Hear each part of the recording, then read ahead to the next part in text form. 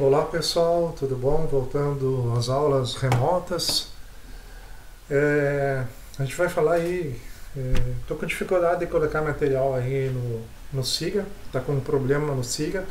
Talvez vocês estejam vendo esse vídeo atrasado, eu não sei, estou tentando ver se ainda consigo colocar ah, para a aula prevista de quarta-feira, agora dia 5, tá?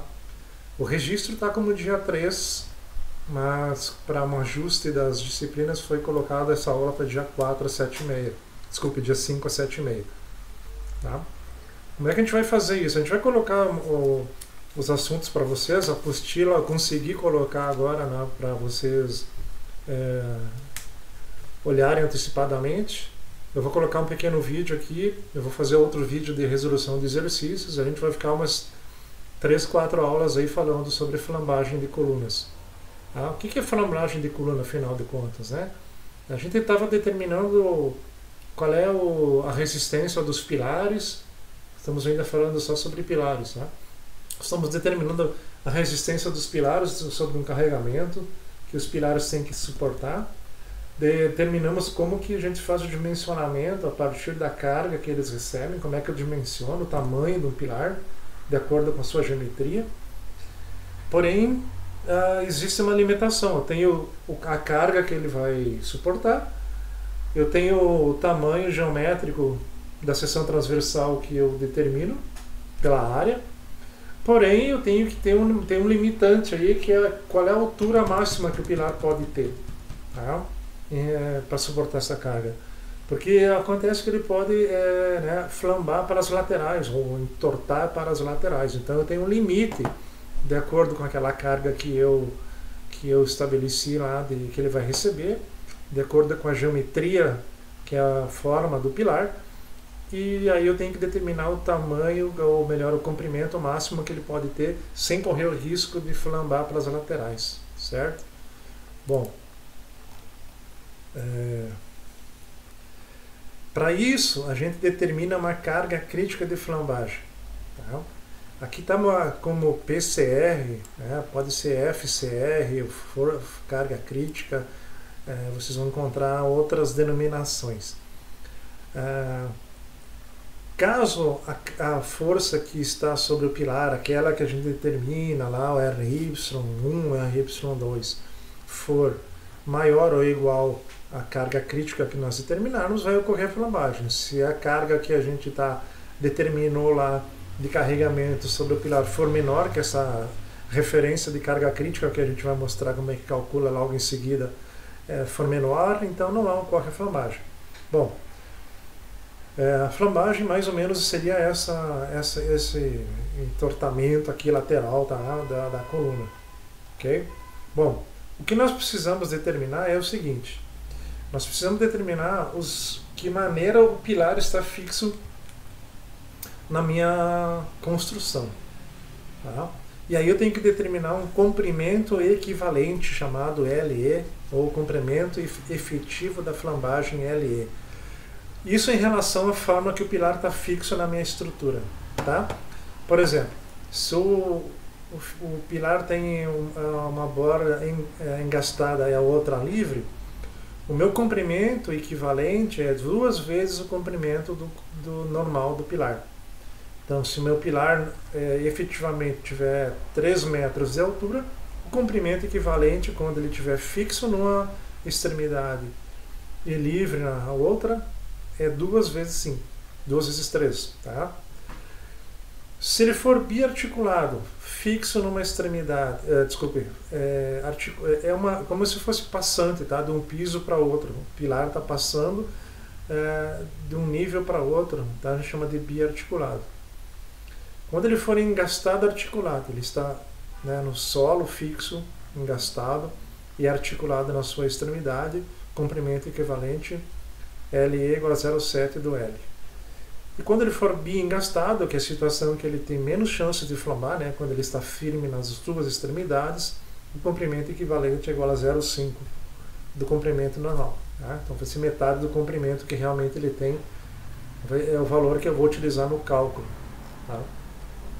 E aqui eu tenho algumas aplicações, né? Que tipos de... Quando que eu considero engastado borda livre, né? Postes, obeliscos, edifícios com subsolos. Biarticulados. Quando que é biarticulado? Quando os pilares são internos no edifício. Quando ele é engastado articulado, quando o pilar é de uma ponte, né, ou do térreo de um edifício alto. Biengastado, pilares interligando grandes massas de concreto em barragens e metrôs, por exemplo. Para calcular a carga crítica, então, além de saber o comprimento equivalente, eu preciso saber o módulo de elasticidade do material. Então, aqui o módulo de elasticidade é uma constante que é tabelada, que aí entra as características do material. Então, se o pilar é de concreto armado, eu tenho um módulo de elasticidade. Se o pilar for de aço, eu tenho um outro módulo de elasticidade, que eu devo ter isso conhecido em função do que material ele é constituído. Então, é tabelado. Okay? Outro valor que eu tenho que saber para calcular a carga crítica é o momento de inércia, que é representado pela letra I maiúscula. O momento de inércia tem relação ao formato geométrico do pilar. Então aqui entra na carga crítica. Se lá eu tinha lá o comprimento equivalente em relação à maneira como ele estava engastado, o pilar. Depois eu tenho a característica do material, que é pelo módulo de elasticidade. Aqui eu tenho o momento de inércia que entra na análise a geometria, o formato da seção transversal do pilar. Tá? Então eu tenho as fórmulas de cálculo do momento de inércia para cada tipo de geometria. Para um retângulo, né, tenho dois momentos de inércia, na direção x e na direção y. Tá? Então, qual é a tendência do pilar flambar? É para a lateral horizontal ou para a lateral vertical? Né? É lógico que ele vai tender a entortar para a lateral horizontal, que é a menor distância do centro até a extremidade, na horizontal. Né? Ele não vai entortar para o lado y, que a distância é maior entre o centro e a extremidade superior ou inferior. Vai ser para as laterais. Né? Então, eu devo usar sempre o menor momento de inércia quando houver dois momentos de inércia a ser calculado. Por exemplo, o retângulo tem dois momentos de inércia. Qual que eu vou utilizar? O menor. Tá? Uma viga aí, tá? E aí eu tenho depois a gente vai ver que para cada seção geométrica também uma fórmula para calcular o momento de inércia. E aqui é onde entra então o cálculo da carga crítica. Eu vou calcular a carga crítica π² vezes o módulo de elasticidade, que é tabelado, no momento de inércia, que é em função da geometria, tá? Dividido pelo comprimento equivalente ao quadrado, que é definido pelo comprimento do pilar que eu estou projetando, de acordo com o vínculo que ele está sendo preso. Tá? Então, ele está preso na edificação, né? Vinculada na edificação. Carga crítica, então, em kilonewtons, quilograma-força, tonelada-força, respectivamente os módulos de elasticidade com as suas unidades, quilograma-newton por metro quadrado, ou por quilograma-força por centímetro quadrado. Tá? O momento de inércia, por sua vez, é em metro na quarta, centímetro na quarta, milímetro na quarta, sua unidade de medida. Tá? Aqui eu tenho a seção retangular, seus momentos de inércia, uma seção quadrada, que aí o momento de inércia na direção x e y é igual, calculo. Uma seção circular, onde eu tenho também momento de inércia igual. Tá? Uma seção tubular, onde eu tenho momento de onde é que está aqui? O momento de inércia igual também. Tá? Uma seção elíptica. Então tem as fórmulas, as principais geometrias e pilares que nós conhecemos aí. Ok? Tensão crítica de flambagem. Então nós temos também uma tensão crítica em função da carga crítica. Tensão é força sobre área, né? Lembram? A tensão crítica de flambagem é igual à carga crítica que eu calculei sobre a área da seção transversal do meu pilar. Tá? Vou ter uma carga crítica de flambagem. Raio de giração. O que é o raio de giração? É um parâmetro que é utilizado na flambagem. Tá? Então, quanto menor o valor do momento de inércia da seção transversal, tenho que utilizar o menor momento de inércia sempre no cálculo, tanto na carga crítica como no raio de geração.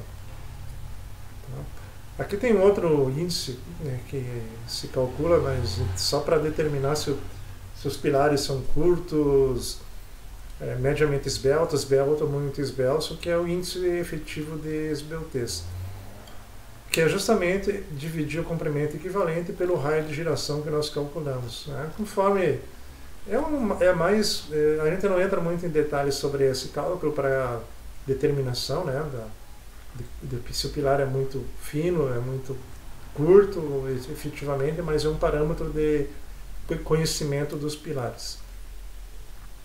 Certo?